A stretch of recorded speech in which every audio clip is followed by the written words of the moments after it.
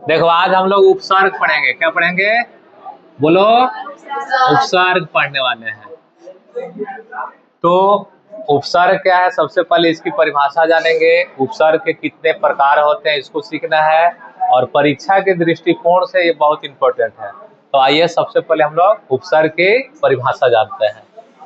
लिखेंगे उपसर्ग में, उपसर्ग वह शब्दांश है, वह शब्दांश है जो किसी शब्द के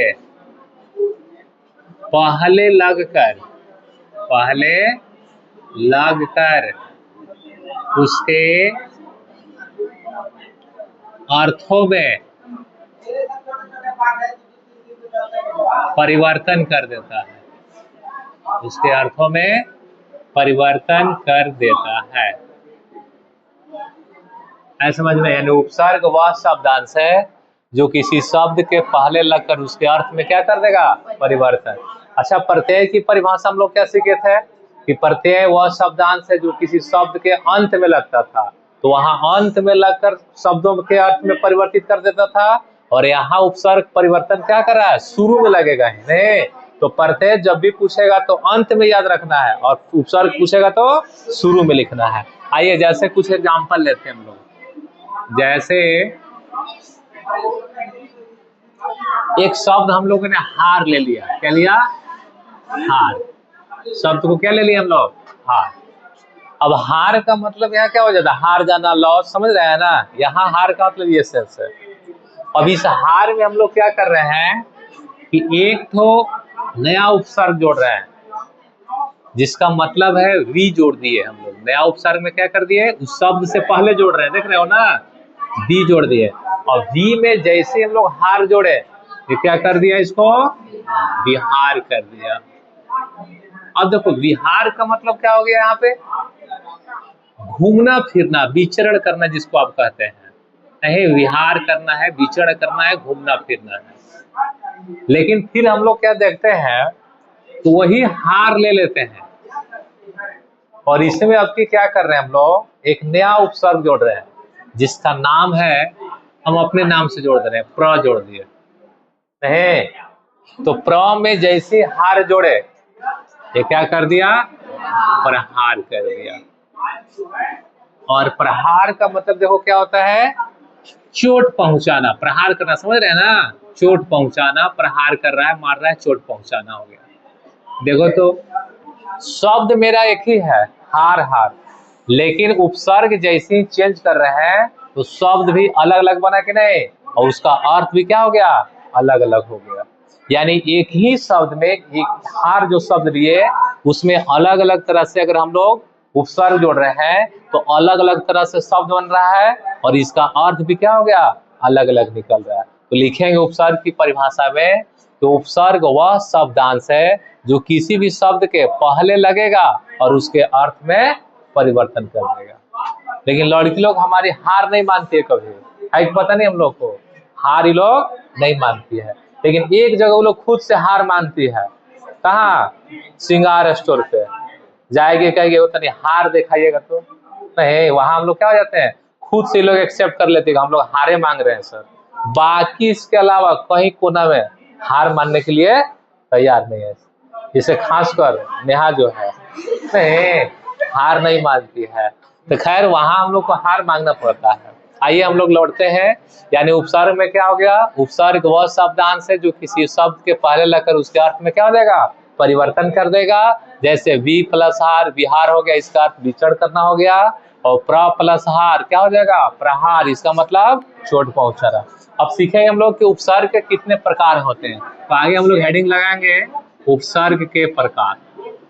उपसर्ग के प्रकार लिखेंगे। उपसर्ग 22 प्रकार के होते हैं। उपसर्ग 22 प्रकार के होते हैं।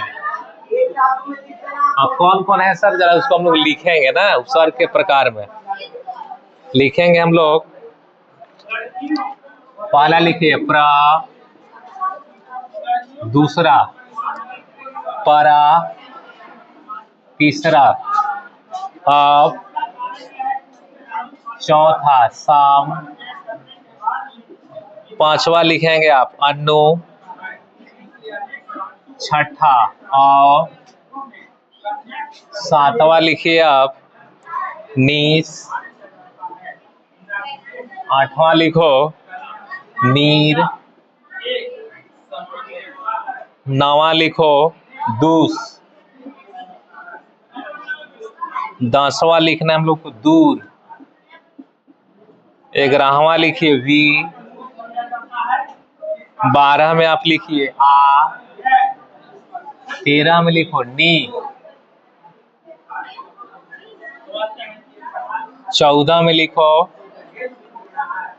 अधि, 15 में लिखेंगे अपी,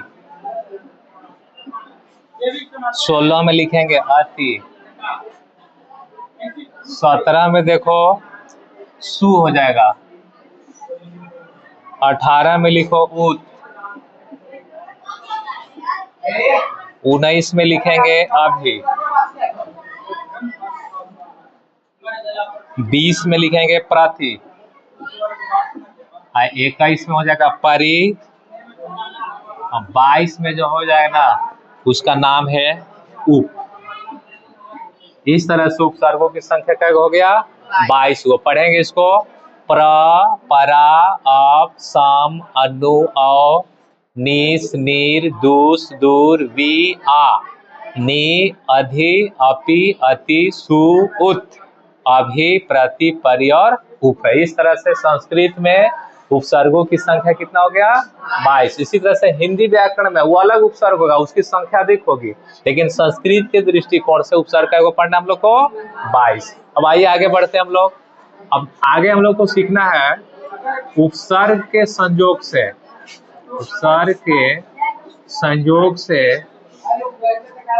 निष्पन्न शब्द लिखेंगे, निष्पन्न शब्द यानी इसमें सारे शब्दों से हम लोग को शब्द बनाना है कि जैसे पहला क्या है प्र है, तो प्र उपसर्ग से कौन कौन शब्द बनाया जा सकता है इसको लिखना है। जैसे प्र से बनाइए प्रचार बनेगा, और बताइए प्रहार हो जाएगा, और बताइए प्रवाह हो जाएगा, और बताइए, और बताओ प्रकाश, और बताइए प्रवेश, और बताइए प्रभात हो जाएगा, और बताइए।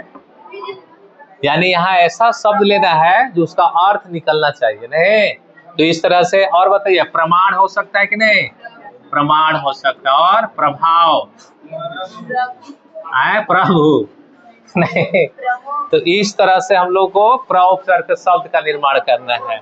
दूसरा देखिए, दूसरा में क्या लिखा है परा, तो परा से शब्द बनाइए पराजय, परा से क्या हो जाएगा पराजय, पराभव, और एक तो लिख लीजिए पराकाष्ठा। ऐसे शब्दों की संख्या तो बहुत अधिक हो जाएगी, लेकिन ऐसा शब्दों का चयन करना है जो एग्जाम के दृष्टिकोण से इंपॉर्टेंट हो। इससे बनाने के लिए तो हजारों शब्द बना सकते हैं हम लोग, लेकिन जो एग्जाम के व्यू से इंपॉर्टेंट है उसी को केवल हम लोग पढ़ेंगे। चलिए तीसरा क्या है बताइए, तो ऑफ से बनाना है। चलिए ऑफ से हम लोग बनाएंगे, तो ऑफ से बनाइए तो क्या क्या हो जाएगा अपमान हो जाएगा, और बताइए अपमान के बाद बताइए अपने से अपकार,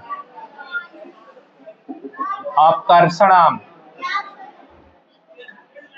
और बताइए अपवाद, अपलाप, ये जो है अप से बनेगा।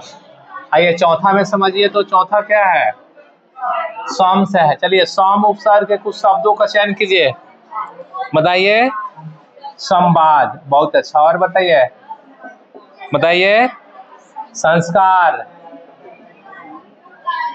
इसके बाद संचार, संकोच, और बताइए संहार,